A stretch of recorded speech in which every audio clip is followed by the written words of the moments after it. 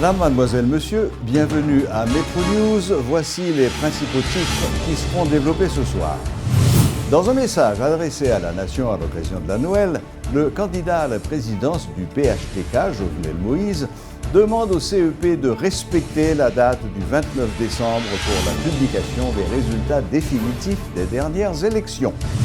Les juges du BCNE continuent de vérifier les procès-verbaux au centre de tabulation en l'absence des partis contestataires qui décident de ne plus prendre part à ce processus en raison des nouvelles règles imposées par le tribunal électoral. Il n'y a pas une trop grande affluence dans les magasins de la capitale à la veille de la Noël, sans doute en raison de la conjoncture socio-politique actuelle. Les résultats définitifs doivent être publiés le 29 décembre prochain, comme l'avait annoncé le CEP. C'est ce qu'a demandé le candidat à la présidence du PHTK, qui arrive en tête dans les résultats du scrutin du 20 novembre dernier. Lors de son message adressé à la nation à l'occasion de la Noël, Jovenel Moïse a, une fois de plus, invité les candidats contestataires à reconnaître leur défaite. L'ancien PDG d'Agritrans demande à la population de rester calme en attendant son intronisation le 7 février prochain, comme le veut la Constitution. C'est dans l'élection qu'on doit pouvoir. Si on a besoin de diriger le pays, c'est pour tendre 50 ans de vie. Je dis en décembre 2016, pour voir c'est 7 février 2017 que le président pour investituer lors de l'élection à venir en 2022. C'est pour tendre pour 2022, si on a besoin de diriger le pays. Parce que ce n'est pas moi qui dis, c'est ça que le peuple a dit.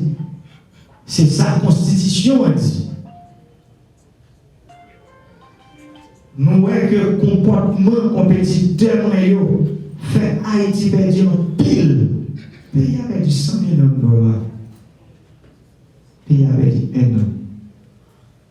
Et Jean-Moya, moi je dis, tout le monde dit, tout le monde, que farine n'a pas vu dans le même sac. Vous ne pouvez peut-être pas comprendre pour le grand monde. L'aime dit farine n'a pas vu dans le même sac.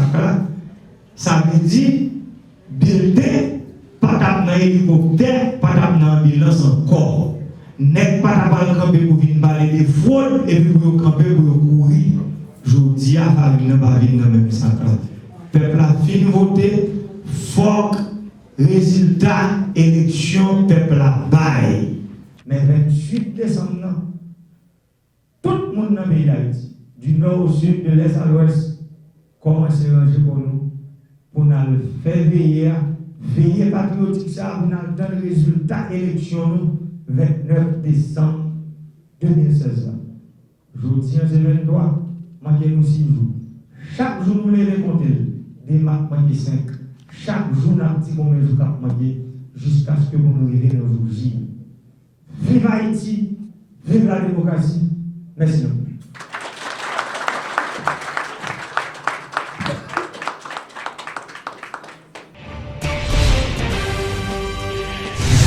Le processus de vérification s'est poursuivi ce vendredi au centre de tabulation des votes. 40 procès-verbaux ont été vérifiés jeudi en l'absence des contestataires. Les représentants de l'APE, Petite Dessalines et Famille Lavalas ont décidé de boycotter les opérations suite à la décision du tribunal de les exclure des manipulations des procès-verbaux conformément à l'article 77 des règlements du contentieux afin d'éviter des tentatives de détérioration et de falsification de leur part comme il s'en est produit les jours précédents. Les contestataires ont également réclamé que des agents de la DCPJ et de l'ONI soient invités au CTV pour vérifier la validité des empreintes apposées sur les procès-verbaux. Le PHTK, pour sa part, a assisté aux opérations de vérification après le départ des contestataires. Guichard Doré, qui représentait sur place le parti haïtien Tête-Calais, dénonce une tentative de la part de formations politiques qui ne croient pas en la démocratie de détruire le processus électoral. Le conseiller de Jovenel Moïse accuse les contestataires de pratiquer l'obstruction systématique sans que ce type d'action ait débouché sur quoi que ce soit de probant jusqu'ici. Selon lui, la plupart des anomalies constatées ne consistent qu'en des ratures ou des absences de signature déjà détectées par le CTV, que les représentants de l'APF en Mille-Avalas et Petite-Dessalines qualifient abusivement de fraude lorsqu'ils ne tentent pas eux-mêmes de falsifier les procès-verbaux, témoigne Guichard Doré. La circulation a été bloquée ce vendredi sur la route nationale numéro 1. Des salariés du Centre national des équipements, CNE, qui sont en grève, réclament plusieurs mois d'arriérés de salaire. La police a dû intervenir afin de débloquer ce tronçon qui relie la capitale à plus de 5 départements. Et si vous regardez par des gens où les gens employés ont bloqué la rue, et nous-mêmes, étant que président syndicat employé CNE, nous déplorons ça qui fait là. Parce que route là, elle est faite pour tout le monde passer, aller dans toute activité. Et nous connaissons que pas normal pour route là ta bloquée. Mais c'est plus grand que nous-mêmes, syndicats employés CNE, les plus grand que nous. Parce que quand nous avons un groupe, nous environ 930 combien employés, nous devons pour que chambre arrive payer nous comme nous, ça est vraiment dur. Et nous-mêmes, nous faisons tout ça nous capables pour permettre que même pour la réalité capable de fonctionner, mais c'est plus grand que nous ne pas rien nous capable de faire que ça nous est là. Le ministère de l'Intérieur dresse un bilan positif de son action après le passage du cyclone Matthew en octobre dernier. En conférence de presse ce vendredi, le ministre de l'Intérieur, François-Annick Joseph, a présenté à la presse les différents travaux effectués par le ministère avec les secours reçus et fait le point sur les distributions d'aide. Nous ne pouvons pas parler de bilan ni positif ni négatif. Et c'est seulement une réponse. Une réponse côté nous fait. Parce que ça que tu as, ça que tu as plus bon, ça que tu as souhaitable, l'idéal c'est que pas de situation ça du tout. Mais nous gagnons, nous faisons face avec lui de notre mieux. Et pour question d'aide, là, nous avons gagné dans la péninsule sud là, environ 1,4 million de monde qui touchés et qui étaient trouvés dans une situation d'urgence alimentaire. Nous répondons à 1,4 ça, mais pas oublier, immédiatement après, dans le mois de novembre, là, on vient gagner, et c'était juste avant les élections, on était au courant, il y a une inondation dans le nord et le nord-est, ça tout. T'es forcé nous pour nous aller et répondre tout. Donc, en fait, réponse là touchée est presque le double de évaluation que nous t'ai fait. Donc, dans la phase nous y a là, c'est pas phase côté nous et besoin voyer matelas aller dans des départements yo. Particulièrement dans saison fête là, ça n'a plus besoin, c'est li nous pas gagner kounya là, nous a besoin du riz, pois, l'huile, de bagages comme ça pour nous voyer bay moun yo pour yo capable fêter, mais malheureusement ces bagages ça on pas gagner kounya là, c'est sucre avec sel nous gagne. Si yo gagne du riz avec pois, nous ka bay au sel pour yo mettre là-dedans. Si yo gagne farine pour faire la bouine, ka bay au sucre pour yo mettre là-dedans. Mais pour kounya là et véritable manger que nous gagnons pour nous porter pois, l'huile, et du riz, spaghetti, nous pas gagner bagaille comme ça malheureusement. À la veille de la Noël, les activités commerciales fonctionnent au ralenti en raison de la conjoncture sociopolitique actuelle. Il n'y a pas grande affluence. Par contre, l'industrie musicale fonctionne à plein rendement. De nombreux groupes sont programmés à l'occasion des fêtes de fin d'année. Georges Allen et Guy Trichoisy ont visité plusieurs magasins, notamment à Pétionville. Suivez leur reportage.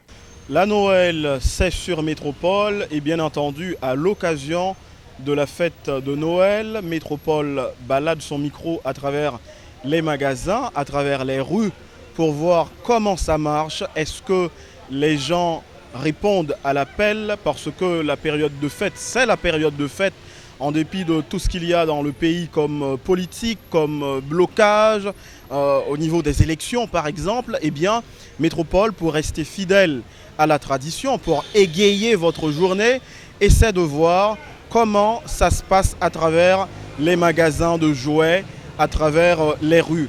Est-ce que l'esprit de fête est là? Est-ce que l'offre est supérieure à la demande? Parce qu'il y a des gens qui veulent des cadeaux, il y a des gens, il y a des enfants qui veulent beaucoup de choses, beaucoup de jouets. Donc Métropole, à travers les magasins, essaie de voir comment ça se passe. Est-ce qu'il y a une proportionnalité entre l'offre et la demande, comme je le disais tout à l'heure. Pour l'instant, Métropole est au magasin Accra, à Pétionville.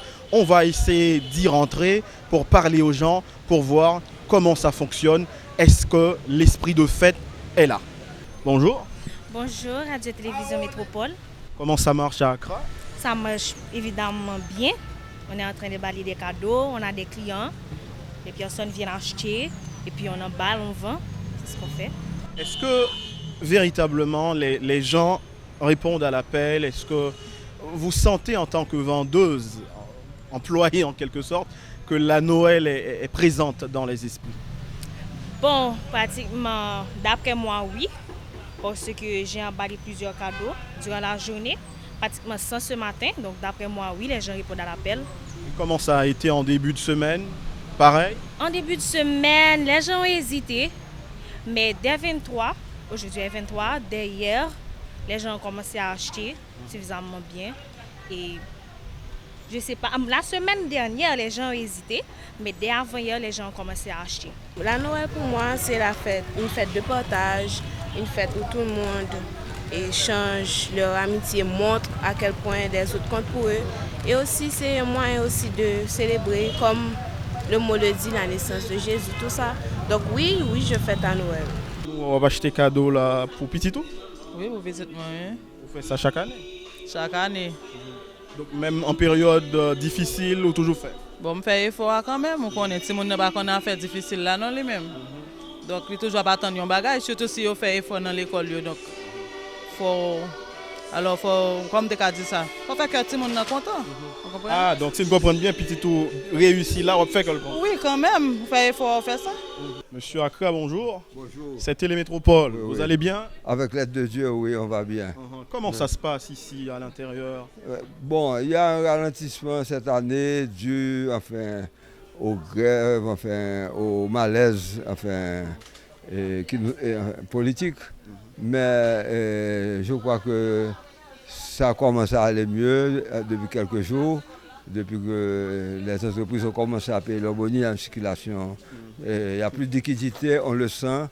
Et puis je souhaite qu'on commence l'année prochaine avec beaucoup de sérénité. Et je souhaite à Radio Métropole, qui est un grand radio, que tout le monde écoute. Et beaucoup de succès et de succès continu. Et nous invitons les clients à venir acheter au prix au rabais que nous leur donnons. Mais malgré tout, on ne peut pas se plaindre. Vous voyez, on survit.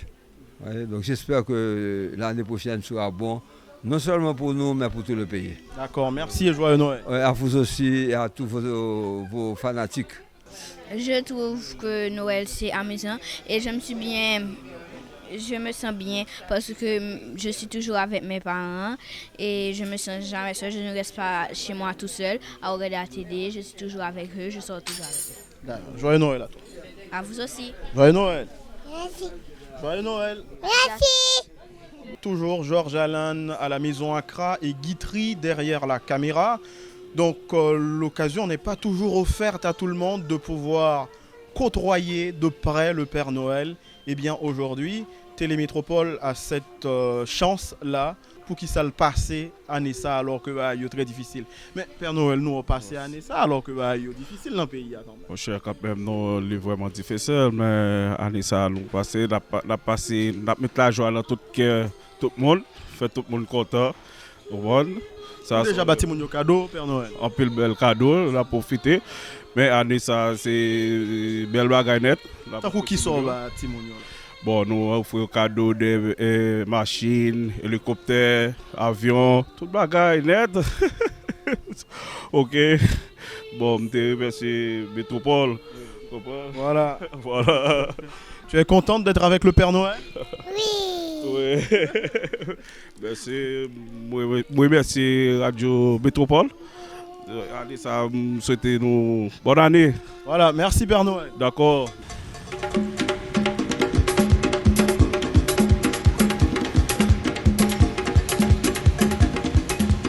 Comme vous le voyez, Métropole continue de balader son micro à travers les rues de la capitale pour prendre le pouls de la situation en cette période de fête de Noël. Comme vous pouvez le constater, à l'arrière de moi, il y a les affiches qui foisonnent en quelque sorte parce qu'on a déjà vu pas mal. Donc, comme vous pouvez le constater, vous pouvez bien le comprendre, ça ne va pas en politique, mais côté musique, ça va. L'industrie musicale continue de fonctionner malgré tout en période de Noël. La politique n'a pas tout pris en otage, la vie, ça continue en Haïti et ceci, malgré tout, la Noël, c'est une fête traditionnelle dont on ne peut s'en passer.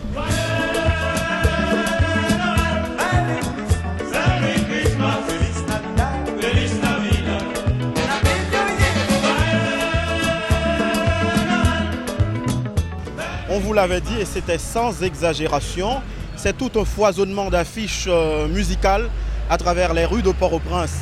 Comme vous le remarquez là maintenant à Delma 75, il y en a pas mal. Et ceci dit que la fête de Noël sera très musicale, très sonore, pourquoi pas. Les amateurs du compas, les amateurs du rap sont bien servis. Et ceci c'est pour égayer, mettre de l'ambiance dans la Noël, en dépit de tout ce qui se passe en Haïti, et ceci sur le plan politique.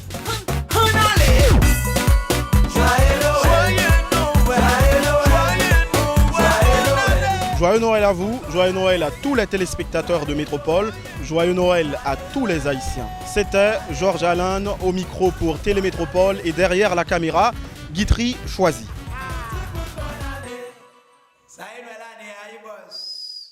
Voilà, c'est tout pour aujourd'hui. Merci de votre fidélité. Joyeux Noël et à la prochaine, même heure, même chaîne.